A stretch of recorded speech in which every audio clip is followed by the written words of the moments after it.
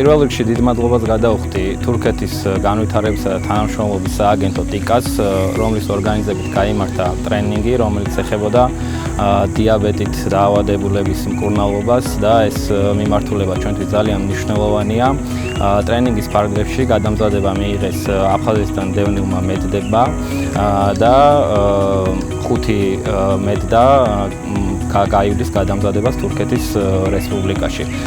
დიდ მადლობას გადავხდი აფხაზეთის ავტონომიური რესპუბლიკის სავაჭრო სამრეწველო პალატას და რა თქმა უნდა აფხაზეთის ავტონომიური რესპუბლიკის მთავრობას, რომლის მხარდაჭერისას შედგა აღნიშნული ტრენინგი.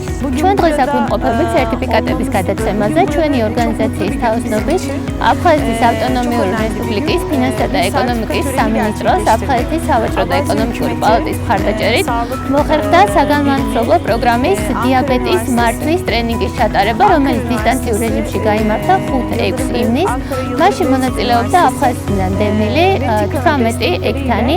მინდა გითხრათ, რომ ამ ტრენინგის გაგრძელება ჩვენ უკვე მონაწილეებს თავაზობთ თურქეთში. შემდგომ ეტაპზე მონაწილეებს მივცემთ საშუალებებს, რომ მიიღოთ როგორც თეორიული ცოდნა, ასევე პრაქტიკული გამოცდილება.